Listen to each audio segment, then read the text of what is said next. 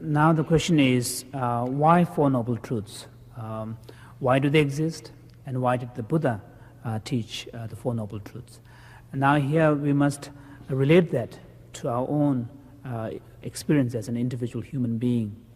It is a fact, it's a natural fact of existence that we all as individuals possess this innate desire to seek happiness and to seek to overcome suffering. And that is a fact of our natural sort of existence.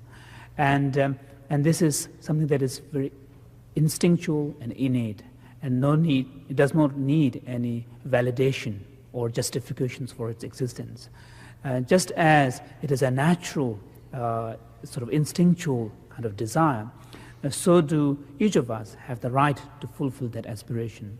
Of course, suffering is that something everybody wishes to avoid, and we also have the right to try to overcome that suffering.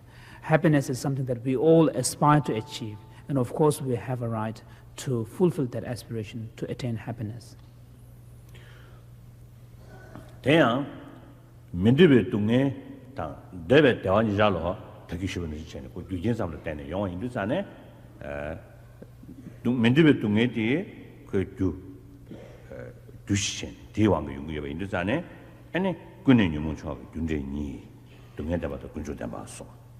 So if this sort of aspiring to achieve happiness and wishing to overcome suffering is our natural state of being, that is our natural kind of quest, then the question arises, how do we go about fulfilling that valid natural aspiration?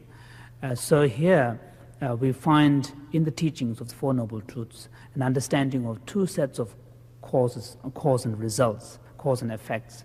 On the one hand, you have suffering, which is what we all try to avoid. And suffering comes into being from nowhere, but as a result of causes its own causes and conditions. And similarly, you have happiness on the other side. And cessation can be seen as the highest form of happiness. Now here, when we talk about happiness, we should not confine our understanding purely only to the level of feeling states. Certainly, cessation is not a state of feeling, but one could say that the cessation is the highest culmination or highest form of happiness, because it is a true state of freedom from suffering. So, and that true freedom from suffering or happiness, true happiness, again does not come into being from nowhere or without any cause. Of course, here, from the Buddha's understanding, cessation, because it is not in conditioned existence, cannot be said that it was produced by something.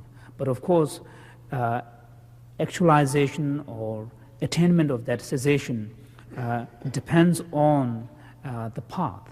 It depends on an individual's effort.